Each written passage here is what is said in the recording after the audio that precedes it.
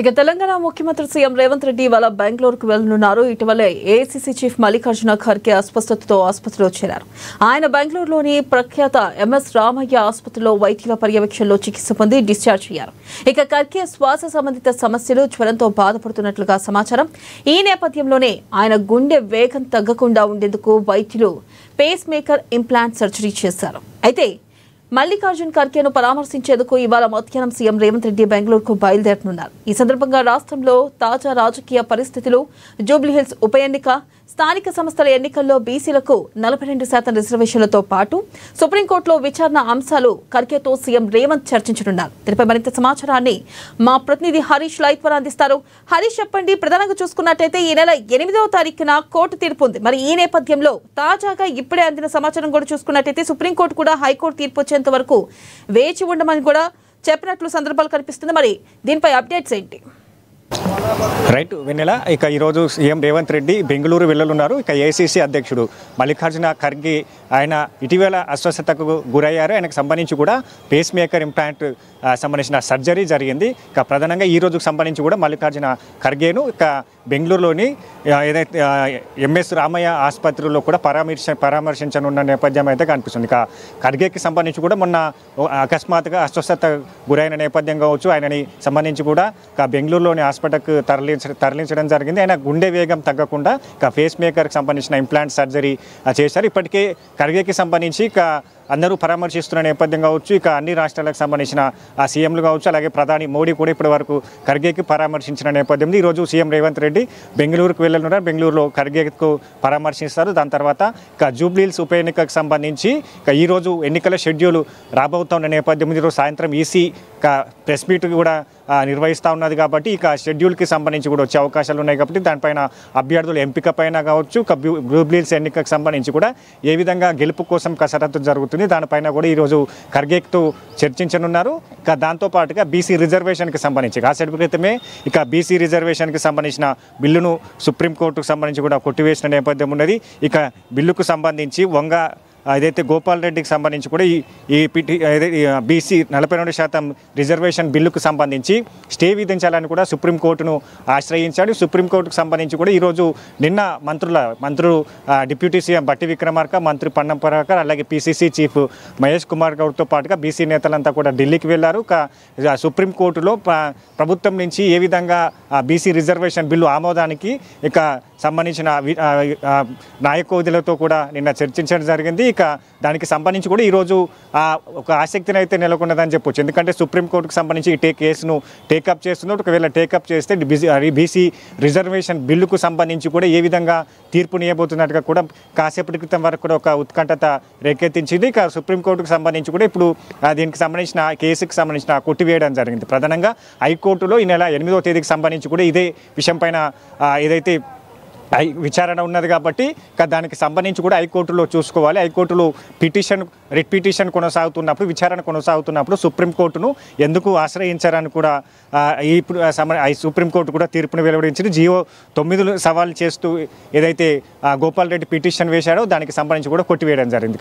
ముఖ్యంగా రిజర్వేషన్ బిల్లుకు సంబంధించి కూడా సుప్రీంకోర్టు లైన్ క్లియర్ చేసింది. కాబట్టి ఇప్పుడు హైకోర్టుకు సంబంధించి కూడా 8వ తేదీన హైకోర్టులో కూడా వాదనలు జరగనున్న నేపథ్యం ఉంది. ఇక ఏ విధంగా రాష్ట్ర ప్రభుత్వానికి సంబంధించి ఈ 42% రిజర్వేషన్ బిల్లును అమలు చేసింది. ఒకవైపు ఏదైతే ఆర్డినెన్స్ కావచ్చు, గవర్నర్ వద్ద పెండింగ్ బిల్లు ఉన్న నేపథ్యం కావచ్చు, మరోవైపు 9 జీవో ద్వారా కూడా ఈ రిజర్వేషన్ బిల్లుకు సంబంధించి కూడా రాష్ట్ర ప్రభుత్వం సపరేట్గా బిల్లు తీసుకొచ్చింది. కాబట్టి దానికి సంబంధించిన కూడా పూర్తి స్థాయిలో కోర్టుకు వివరించేందుకు సిద్ధమవుతున్న నేపథ్యం అయితే కనిపిస్తూ ఉంది. ఎందుకంటే 42% కీలక రిజర్వేషన్ అని చెప్పొచ్చు. ఎందుకంటే ఎన్నికల ముందు స్థానిక సంస్థల ఎన్నికల్లో బీసీలకు సంబంధించి కూడా 42% రిజర్వేషన్ కల్పిస్తామని కూడా హామీ ఇచ్చింది. హామీ మేరకు ఇంటింటి కులగణన చేపట్టడం జరిగింది. సామాజిక, ఉద్యోగ, రాజకీయ సంబంధించిన సర్వే కొనసాగినది. దాంట్లో బీసీలకు సంబంధించి కూడా రాజకీయ, ఉద్యోగ రిజర్వేషన్లకు సంబంధించి కూడా 9th బిల్లును ఏదైతే స్థానిక సంస్థల ఎన్నికల్లో ఈ 42% రిజర్వేషన్ బిల్లుకు సంబంధించి జీవోను కూడా తీసుకురావడం జరిగింది. కాబట్టి ఇప్పుడు సుప్రీంకోర్టుకు సంబంధించి కూడా ఈ కేసును ఈరోజు ఏదైతే ఆ కేసుకు సంబంధించి కూడా కొట్టివేయడం జరిగింది. హైకోర్టులకు సంబంధించి ఏ విధంగా వాదనలు వినిపించాలి, దీనికి సంబంధించిన 9th షెడ్యూల్ ప్రకారం ఇక బలమైన సంబంధించిన అంశాలు కావచ్చు, గతంలో ఇట్లాంటి బీసీ రిజర్వేషన్ కావచ్చు, ఇతర రిజర్వేషన్లకు సంబంధించి కూడా ఇతర కోర్టులు ఇచ్చిన తీర్పులకు సంబంధించి కూడా అన్ని ఆధారాలను కూడా ఇప్పటికే రాష్ట్ర అడ్వకేట్ ఏదైతే న్యాయవాదులకు సంబంధించి కూడా వాళ్ళకు ఇప్పటికే దీనిపైన కూడా క్షుణ్ణంగా ఆ తీర్పులకు సంబంధించి కూడా పూర్తి స్థాయిలో అన్ని ఆధారాలు కూడా తీసుకున్నట్టుగా తెలుస్తుంది. దాంట్లో ప్రత్యేకంగా ఆర్టికల్ 40 ప్రకారం స్థానిక పాలనకు సంబంధించి కావచ్చు, రాష్ట్ర ప్రభుత్వానికి సంబంధించి కూడా రాష్ట్ర ప్రభుత్వానికి అర్హత ఉన్నది. ఈ ఆర్టికల్ ప్రకారం తాము GO9 బిల్లును కూడా తీసుకురావడం జరిగింది. దాంట్లో భాగంగా రాజ్యాంగంలోని ఆర్టికల్ 243D6 అలాగే 243T6 ఈ 2 నిబంధనలకు సంబంధించి స్థానిక సంస్థల్లో వివిధ వర్గాలకు రిజర్వేషన్లు కల్పించే అధికారాన్ని రాష్ట్ర శాసనసభలకు కల్పిస్తాయని కూడా ఈ ఆర్టికల్లో చెప్పడం జరిగింది. వీటిని కూడా కోర్టు ముందుంచే అవకాశాలు అయితే కనిపిస్తున్నాయి. దాంతోపాటుగా పంచాయతీరాజ్ చట్టం 2085లో పంచాయతీరాజ్ ఎన్నికలకు సంబంధించి కూడా పరిమితిని రిజర్వేషన్లకు సంబంధించిన 50% క్యాప్ను ఎత్తివేస్తూ చట్ట సవరణ గవర్నర్ దగ్గరనే పెండింగ్ ఉన్నది. కాబట్టి రిజర్వేషన్లకు సంబంధించి కూడా రాష్ట్ర ప్రభుత్వం సపరేట్గా జీవో తీసుకొచ్చే అధికారం కలిగి ఉంటుందని కూడా కోర్టుకు తెలిపే ప్రయత్నం చేయబోతున్నారు. ప్రధానంగా రిజర్వేషన్లకు సంబంధించి కూడా 104 రాజ్యాంగ సవరణ ద్వారా కూడా EWS వారికి 10% రిజర్వేషన్లు కల్పించడంలో 50% సీలింగ్ను ఎత్తివేసేందుకు సుప్రీంకోర్టు రూలింగ్లో అమలు ఉంది. వీటిని క్లియర్గా హైకోర్టుకు సంబంధించి కూడా ఎల్లుండి తెలిపే అవకాశాలు అయితే కనిపిస్తాయి. ఎందుకంటే సుప్రీంకోర్టుకు సంబంధించి కూడా కేసును కొట్టివేసింది కాబట్టి హైకోర్టులో విచారణ జరగాలి. కాసేపటి క్రితమే హైకోర్టు ఈ తీర్పును కూడా వెలువరించింది. మొత్తంగా ఈ అంశాలన్నిటిని కూడా ఈ కోర్టు ముందు ఉంచబోతుంది. ప్రధానంగా రిజర్వేషన్లకు సంబంధించి కూడా అమలు చేసే విధంగా కోర్టు నుంచి కూడా తీర్పు వచ్చే విధంగా కూడా ఏదైతే పాజిటివ్ తీర్పు వచ్చే విధంగా కూడా గతంలో ఇచ్చిన ఇతర కోర్టులు ఇచ్చిన తీర్పులు కావచ్చు, ఇతర రాజ్యాంగ సవరణలు కావచ్చు, చట్ట సవరణలకు సంబంధించి కావచ్చు, ఏ అధికారాల మేరకు GO9 తీసుకొచ్చాము. పెండింగ్ బిల్లులకు సంబంధించి కావచ్చు, ఒక కేంద్ర ప్రభుత్వం వద్ద 3 నెలలు పెండింగ్ బిల్లులు ఉంటే ఖచ్చితంగా రాష్ట్ర ప్రభుత్వానికి సంబంధించి కూడా జీవో తీసుకురావచ్చు అనే అధికారాన్ని కలిగి ఉంటుందన్నట్టుగా కూడా హైకోర్టులో ఎల్లుండి చెప్పే అవకాశాలు అయితే కనిపిస్తున్నాయి. మొత్తంగా మరోవైపు ఈ అంశాలపైన కూడా అన్ని ఖర్గేకు వివరించనున్నారు. కాసేపటి క్రితమే సుప్రీం తీర్పులు కూడా వివరించనున్న నేపథ్యంలో హైకోర్టులో ఏ విధంగా ఎదుర్కోబోతున్నారు, కేసుకు సంబంధించిన అంశాలు కావచ్చు, జూబ్లీలకు సంబంధించిన ఉప ఎన్నిక కావచ్చు, స్థానిక సంస్థల ఎన్నికలకు సంబంధించి ఏ విధంగా పార్టీ సన్నిద్ధం అవుతున్నది, అన్ని అంశాలపైన కూడా ఖర్గేతో చర్చించనున్న నేపథ్యం అయితే ఉంది. వినాల ప్రధానంగా చూసుకున్నట్టయితే మీరన్న దాని ప్రకారం కూడా ఈ ఏదైతే ఉప ఎన్నికల్లో రిజర్వేషన్ల అంశం కూడా ప్రధానంగా ఇటు సీఎం రేవంత్ రెడ్డి ఖర్గేతో చర్చించే అవకాశం ఉందా? అంటే చాలా మంది కూడా ఛాలెంజ్ చేస్తున్నారు, ఉప ఎన్నికలు జరగవు, ఖచ్చితంగా ఆగిపోతాయి. ప్రత్యేకంగా చెప్పాలంటే రిజర్వేషన్ అంశం మీదే ఛాలెంజ్ చేస్తున్నారు. ఈ నేపథ్యంలో మరి దీనిపై ఎటువంటి నిర్ణయం తీసుకునే అవకాశం ఉందంటారు?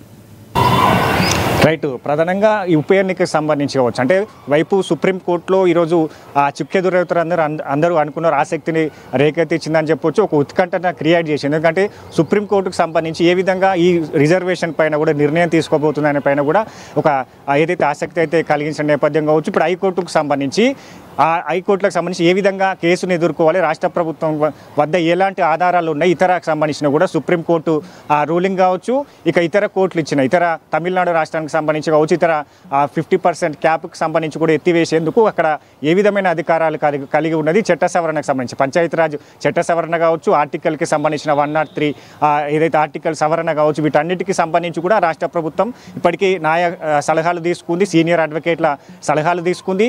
ఏ విధంగా ఈ కోర్టులో ఎలాంటి చుక్కెదురవ్వకుండా కోర్టుకు సంబంధించి కూడా అన్ని వివరించేందుకు సిద్ధంగా ఉన్నది. ఎందుకంటే పక్కడ్బందీగా సర్వే చేశాం, కులగణన ఇంటింటి సర్వే చేసిన తర్వాతనే ఈ బీసీలకు సంబంధించిన జనాభా కావచ్చు, ఎస్సీ వర్గీకరణ, ఎస్టీలకు సంబంధించిన రిజర్వేషన్ కావచ్చు, ఇవన్నిటికి సంబంధించి కూడా పక్కడ్బందీగా అమలు చేశామన్నిటి కూడా అన్ని ఆధారాలు సమకూర్చుకుంది.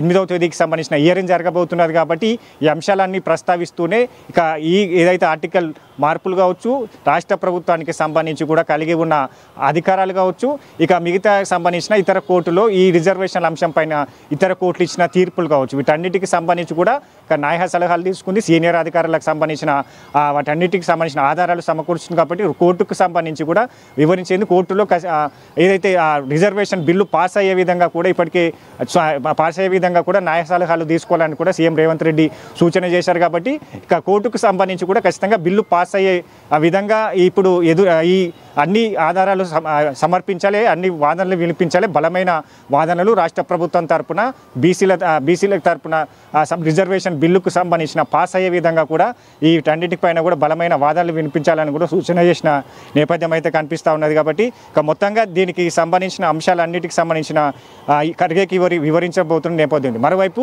బీసీ రిజర్వేషన్లకు సంబంధించి కూడా కాసేపటి క్రితమే హైకోర్టులో ఇంప్లీడ్ పిటిషన్లు వేయడం జరిగింది. బీసీ రిజర్వేషన్ల పెంపుకు అనుకూలంగా ఈ పిటిషన్లు వేయడం జరిగింది.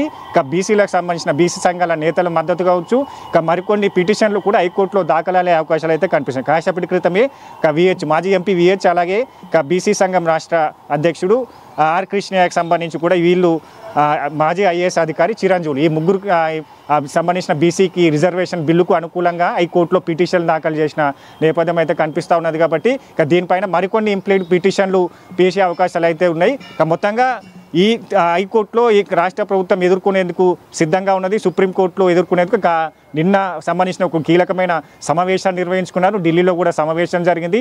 న్యాయ సలహాలు తీసుకున్న తర్వాతనే ఈ కేసుకు సంబంధించి కూడా ఎదుర్కొనేందుకు రాష్ట్ర ప్రభుత్వం సన్నిద్ధంగా ఉందని చెప్పొచ్చు. ఇక హైకోర్టులకు సంబంధించి కూడా ఎదుర్కొనేందుకు సిద్ధంగా ఉన్నది. ఈ అంశాలన్నింటినీ కూడా ఈరోజు ఖర్గే కాంగ్రెస్ ఏఐసీసీ అగ్రనేతలకు వివరించనున్నారు. అలాగే ఇక సీనియర్ అధికారులకు సంబంధించి కూడా అక్కడ సీనియర్ ఏదైతే న్యాయవాదులకు సంబంధించి కూడా ఈరోజు వాళ్ళ ఒపీనియన్ తీసుకున్నారు. హైకోర్టులో ఏ విధంగా ముందుకెళ్ళాలని పైన కూడా వీటన్నిటికి సంబంధించి కూడా ఎల్లుండి ఎదుర్కోబోతా ఉన్నారు. ఇక ఇప్పటికే ఈ బీసీ రిజర్వేషన్కి సంబంధించి కూడా పకడ్బందీగా తీసుకుంది. కాబట్టి ఒకవేళ హైకోర్టులో దీనికి ఏమైనా అనుకూలంగా తీర్పు రాకపోతే ఏ విధంగా ముందుకెళ్ళాలి దీనిపైన కూడా ఖర్గేతో చర్చించనున్న అవకాశాలు అయితే కనిపిస్తా ఉన్నాయి. Right Harish, thank you.